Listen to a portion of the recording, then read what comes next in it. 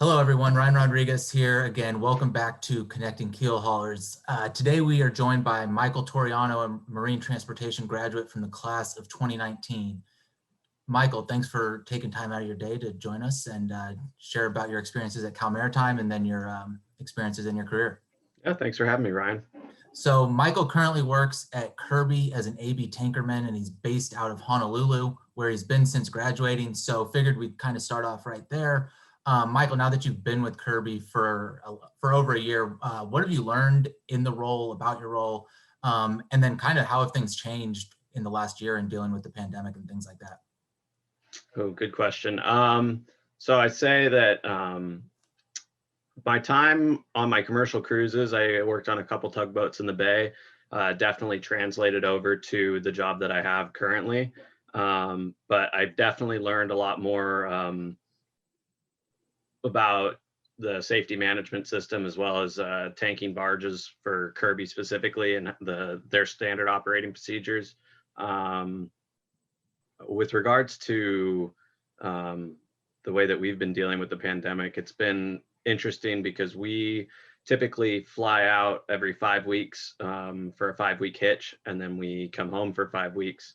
And I was supposed to crew on the week after all the lockdowns happened. So the office in Honolulu had a lot of logistical um, stuff to handle to make sure that we were all able to crew on, and the guys that we were relieving weren't getting stuck at sea, which if you read up on any of the maritime publications, that's a big problem these days.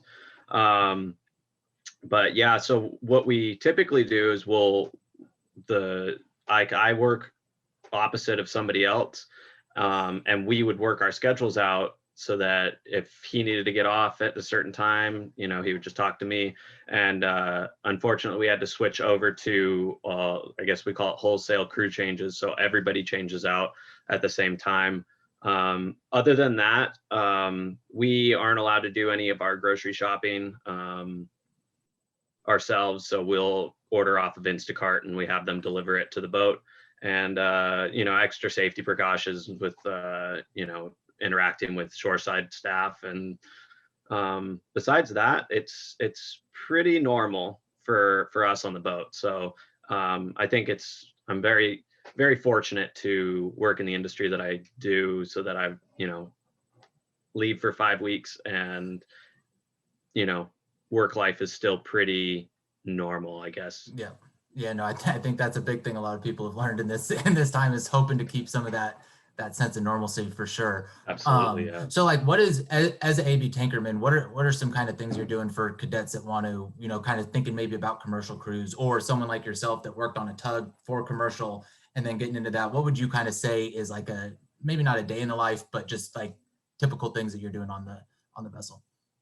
Yeah. So I like to break it up into two parts of the job. There's underway watches, and then there's tanking watches. And so whenever we're at the pier, I guess I would say primarily when we're at the pier, we're doing cargo. So we're either loading the barge or pumping the barge off to wherever we're going. And so what we do specifically in Hawaii is we load the barge in Oahu, and then we take the fuel on our barge. We load jet fuel, diesel, gas, and ethanol, and we deliver it to Kauai, the Big Island, and Maui. So when we're in port and we're either loading or discharging the barge, me and one of the other tankermen are up on the barge. We're overseeing all of the cargo operations, making sure that the pumps are running properly, or if we're loading, then making sure that we're topping off tanks when we need to be, and making sure that everything's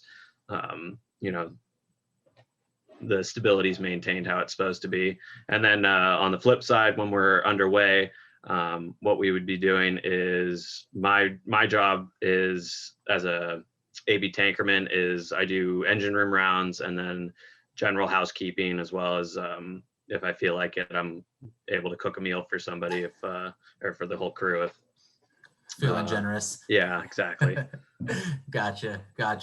So now taking it back a little bit more into the past, what initially got you interested in the maritime industry and kind of inspired you to pursue this career path?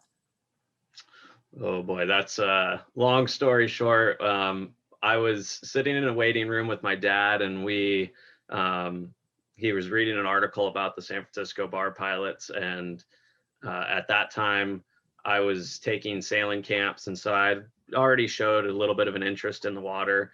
And he goes, "This seems like it would be a cool career to get into." And so he contacted them, the bar pilots, and asked them, how would you recommend my son getting into this career? And so um, basically he said join the Sea Scouts, and so I did that, and I still volunteer to this day. I've been in the Scouts since 8th grade, and then go to the Maritime Academy, which lucky for me, living in the Bay Area, it was only an hour away from where I grew up, so I was able to go ahead and tour multiple times, kind of get a good vibe of the place. And yeah, so I guess the rest is history.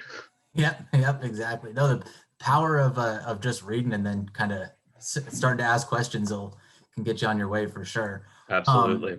so you mentioned commercial cruise earlier, and kind of, that's a big thing for, both techies and engineers. So thinking Mhm. back to that, how did you go about kind of deciding what type of vessel and or companies that you were interested in sailing with? And then what factors were you considering and what experiences were you kind of hoping to gain from your commercial cruise experience? Um, well, I'd say that the factors leading up to me choosing my commercial cruise was, um, I wanted to get a little bit of experience sailing on a larger vessel, and so I had a little bit of a hybrid commercial cruise, I guess you could call it, because I worked tugboats for about half of it, with Foss in the Bay, and then I switched over to a dredge with the Army Corps of Engineers, and we dredged the Columbia River for another 50 days. So that's how I spent my commercial cruise, and so that the experience on the dredge was able to give me a little bit of a taste of the life on a larger vessel than harbor tugs. Yep. Um, yeah, and sorry, what was the second part of the question? Just kind of what going beforehand, what experiences were you looking to try and like be thinking about it, like this is kind of what I want to get out of it without, obviously knowing exactly what you're going to get out of it yet. Yeah, I think grand scheme of things, I just wanted to see what it was like. I mean, I had already gone on my freshman cruise, and so you get a little bit of a taste of what larger vessels are like. And then after my freshman cruise, I did an internship on tugboats after freshman that summer, Yeah. and so I had a little bit of experience on commercial vessels, but tugboats are a whole different side of the industry compared to dredging or cargo ships, whether it be tankers, container ships, bulkers. So yeah, I just wanted to experience different sides of the industry so that I could get a more well-rounded view to what I had in store upon graduation.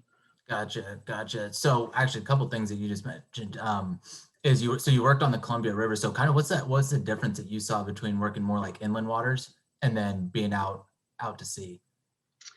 Um, Well, I think the biggest thing just off the top of my head is you don't get a whole lot of swell in inland waters. Definitely. Yeah. And so working out in Hawaii, especially during the winter time, it can get a little bit rough. And so besides that, though, I mean, the cruise, every crew that I've worked with, luckily, has been, we've all gotten along really well and we all work well together. Um, there's something to be said for that because I mean, I could only imagine if you were on a vessel that the crew didn't get along with. You're all working towards a common goal, and so the easier that everybody makes it on each other, the better. Um,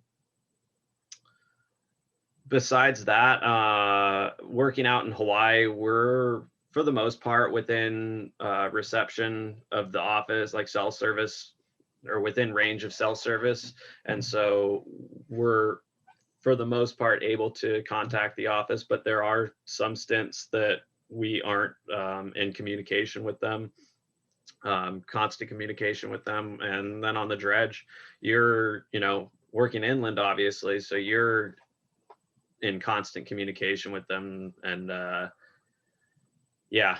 Other than that, I can't really think of too many like major differences other than, the inherent differences between besides or between what Open their water and missions are. and Yeah. things like that. Gotcha. Also, and I think this is going to be probably popping up with kind of how we didn't have our training crews last semester or last summer, and students that are now sophomores that still have to complete sea training 1 and probably aren't going to be able to complete sea training 2 this summer and kind of be on that track. You mentioned that you got some work on a tug after your freshman cruise. So kind of how did you go about that? Because I know students are always looking like, how can I get some extra experience that isn't maybe directly through like commercial cruise, training cruise, and things of that nature? Yeah. So I was fortunate in Sea Scouts. My friend from Sea Scouts, she was able to help me out and find a spot for me with FOSS. But I think my biggest recommendation is I had to get my MMC before the school recommended or required us to get our MMC. So that was the biggest hurdle. And I would recommend going through Robin Christopher if she still works, that correct? She does, yes. Yeah. She So still works. I would say go through Robin Christopher, ask her, just talk to her and be like, hey, this is what I wanted to do. Could you help me get my MMC and my TWIC card prior to when we're supposed to get it for sea training 2? And then there's tug companies, smaller like Westar and Lynn Marine are the 2 that are off the top of my head that you can go apply at. And I know people that have kids in the industry that went to the Maritime Academy, and then as well as friends of mine while I was going there, they worked at those 2 companies. And then you could also get jobs on dinner boats and all sorts of stuff. So the opportunities are out there. You just have to do a little bit of digging and, don't be afraid to, stick your nose in the office and, show some face. Yeah, be a little bit proactive. Absolutely. Yeah. Definitely. It's not going to fall in your lap. Exactly. And we always talk about, I think, networking, and you're mentioning like Sea Scouts and kind of how that helped you out is, especially in an industry, like sailing, is those personal connections and stuff like that are a great way to really help you out. Absolutely. So thinking still in college, kind of thinking back, what are some things maybe you might have done differently that now that you kind of have some experience in the professional world that you're like, I wish I had done this a little bit differently, or maybe not focused as much on this, but focused on something else? Anything that kind of comes to mind like that? Yeah. Off the top of my head, I got pretty good grades in ECDIS and radar, but I wish that I had paid a little bit more attention in those 2, just because they are a very large part of your day-to-day jobs as a mate on board, all sorts of vessels. Those are 2 like vital pieces of information or technology that we need to utilize while we're at work. And so I guess I would recommend anybody that's, in school right now, make sure that you're paying attention to that. Make sure you're taking good notes for that. And just keep your nose down and get through it. I personally had a lot of fun in my time at CMA, and, cherish it while you're there, because, you'll graduate and you'll be like, oh man, this is the last time I'm going to be with all of my friends from school for a long time, just all together. So, yeah. Yeah, no doubt. You're actually the second alum that we've interviewed too that specifically mentioned, I wish that I had just paid a little bit more attention to a couple different classes. It's like you're there and you're just like, oh, I'm just going through and trying to, get the material down to pass the class and go through. And then you look back on it. And I think a lot of people can attest to that in different majors and stuff. Yeah, absolutely. Wishing, they say young and dumb sometimes for a reason, and we're enjoying all the other things, but it's like, man, that was actually kind of important. Yeah. The other thing that I would mention is computers are such a big part of our industry these days. Just at work we use Excel all the time, so I'd And I actually had a captain when I was a freshman that told me, he's like, you should take an Excel class or try and become as proficient in Excel as possible. I wish that I had done that, because now I'm trying to play a little bit of catch up on that. So yeah, that would be my other piece of advice is Excel is a huge part of what I do personally. And so, Gotcha. yeah. Yeah, no, I would say that's not something we usually hear from cadets, from licensed track cadets kind of focusing on. So that's a good little tidbit. Still thinking at Cal Maritime, but now maybe kind of outside a little bit of the MT program. How do you feel just like other things that go on at Cal Maritime and stuff prepared you for entering the professional world? Okay.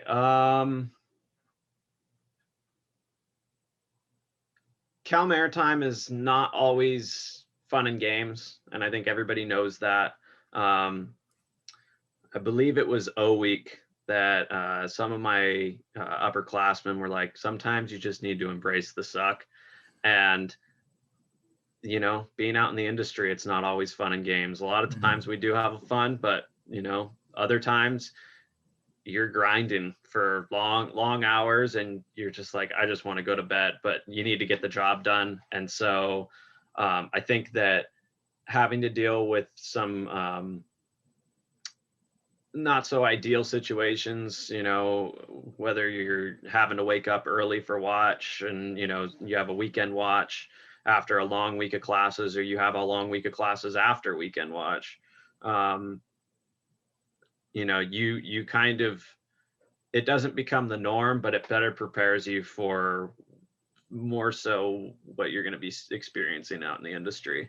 So yeah, that would be my biggest thing that I learned from my time there. Gotcha. Yeah, shoot, even if you're working a dream job, there's still going to be some crappy parts about it that you just, you know, that you just got to grind through. No job is perfect to where it's just smooth sailing all the way through. So yeah, that's called retirement. Yeah, exactly. And then shoot, you might get bored and you're like, this is the crappy part of that. You know, I want to do something. So yeah, nothing in life is perfect, that's for sure. Now thinking kind of back to getting into Kirby. So, and things a lot of seniors are interested in, like, how do I get, you know, a job in the maritime industry? What specifically might be things that I need to do? So kind of walk us through your steps in kind of your overall search process and getting your job at Kirby, and kind of the things that you learned from that you could pass on to cadets. So full disclosure, I would probably not do what I did. Well, I mean, honestly, I followed all the steps. But my story was, as I went and, you know, I was at the career fair and I talked to a bunch of recruiters and I emailed the ones that I was interested in working for. And I heard back from Kirby 2 months later and they asked me, have you found employment yet? And I told them, nope, not yet. And they said, would you be interested in an interview? And they interviewed me, and that was, I think, Thursday before graduation. And Monday after graduation, they offered me a job, and a month later I was sailing. So there's two different routes that you can go in the industry, though. Is you could go either that I, you know, would say are the main choices would be either union or non-union. And so the two big unions for deck majors are AMO and then MMP. And so I have quite a few friends that sail with those unions. And, you know, what you're going to have to do is you're going to have to go apply and then sit in the union hall. And I'm not the best person to ask about that, just because I'm only getting my information secondhand from what my friends tell me. But you know, the best thing that you can do is talk to recruiters. And like I said previously about getting a job before in commercial cruise or your sea training too, is you got to put yourself out there, or else, you know, they're going to have no idea who you are. The squeaky wheel gets the grease. And you know, make sure that your resume is polished up. You know, I definitely had a lot of help while I was at the academy, making sure that my resume was tip top, my cover letters were good, through career services. And then, yeah, just make sure that you're sending emails, make sure that you're staying, on recruiters' radars, and yeah, use all the resources at your disposal, and you'll have a job in no time. Gotcha. Yep. No, networking is the name of the game for sure. For sure. Absolutely. People are so much more apt to give a job or even bring someone in for the process if they actually have some history with Hmm. them. So good. Now thinking kind of maybe specifically with the application or maybe even more, the interview process, what would be some advice that you would give cadets kind of thinking about that process and stuff? That's a good one. I would what I did is I looked up like potential resume or not resume interview questions, and you figure out like, okay, how would I how should I respond to these, and work out your responses, because more often than not they're going to pull from a pool of questions that are pretty general, but then they're also going to ask you specific questions that you're going to have to fly by the seat of your pants. But the other thing was, it's important to ask questions as well in an interview, and it looks very good if you have some good, you know, solid questions for them that kind of makes them think like, oh, I hadn't thought about that, or it keeps you fresh in their mind, like, in a sea of applications where an interviews that it was just kind of average, and you asked a couple really good questions, then you're definitely going to stand out. And yeah, that would be my biggest piece of advice, is prepare for your interview. You can rehearse with somebody, that's always good. And then yeah, have some good questions. Yeah, no, questions are key. I think staying memorable is a good way when they're seeing a bunch of new faces and it's like Yeah. this person asked me an interesting question or something I hadn't thought about. That's good advice. Now thinking now as you're at Kirby, what are the length of hitches at sea that you have right now, and how long is your time off? And then how did as a new mariner and as you're getting into it now, how do you balance those 5 weeks at sea, 5 weeks at home, and kind of what was that adjustment period like? Because I would venture it's not really something that you had ever done before, not too much Yeah, I anyways. mean, besides my time on my cruises for CMA, the I'd never really been away from home more than, I guess, 2 weeks at a time. Mhm. So I work 5 weeks on and then 5 weeks off is my off hitch. And I'm fortunate enough that Kirby pays for my flights to and from work, which is awesome. As far as like getting through and enjoying my hitches, we're lucky enough to have internet service most of the time while we're out there, so that's a big thing. And then as far as like balancing work life, I'm constantly working on projects when I'm home. And so if I'm at work, I'm, thinking about, okay, what are the things I want to be doing when I get home, and Yeah. talking to other friends that, they have their projects, and everybody, you're just making plans for when you get home, because you're trying to optimize the amount of time, Mhm. um, or optimize the time that you are spending at home, so you're not wasting any of it. Mhm. Um, it's definitely a little bit hard to adjust back from a watch schedule to like immediately when you get home. So I got home last week, so I'm still kind of adjusting and getting back onto a normal, sleeping at What night us normal schedule. civilians are Yeah. like. No So doubt. yeah, I mean, it's certainly not an industry that's for everyone, and that's why our numbers aren't super high. I mean, it's not everybody's doing it, Mhm. but it's definitely what's the word I'm looking for? Um,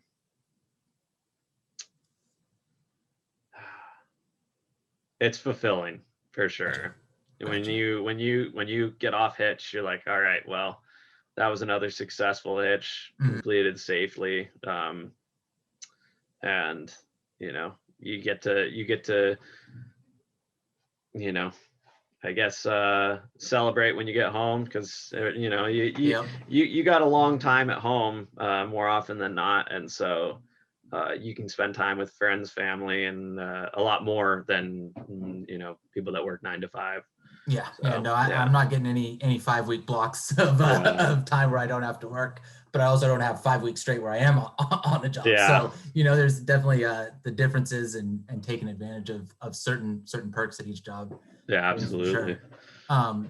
Cool. Well, closing up, you got any closing thoughts or pieces of advice that you'd like to pass on to Cal Maritime cadets? Yeah, I'd just say, you know, like I said before, enjoy your time at school, because it's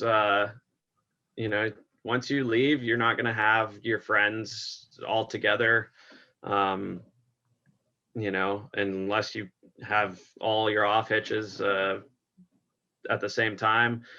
Make sure you're paying attention in your classes. I mean, they're important, Mhm. and there's a lot of information that I learned at CMA that I'm like, oh man, like I'm actually using that, Yeah.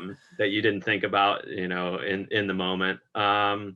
And Yeah, reputation is another big thing. Is like this, you've touched on it multiple times. Networking is a big thing in this industry, as well as your reputation follows you everywhere. Mhm. And so people don't forget easily. And so Yeah. you gotta make sure that you're always looking out for number one, and make sure you're not doing anything irresponsible, and just making sure that, like, if the office were to see this, like, how would they Exactly. how would Definitely. they feel about it? So Mhm. yeah, Yeah, no, you're in some ways you're always on the job and got to stay professional for sure. absolutely. For Yeah, sure.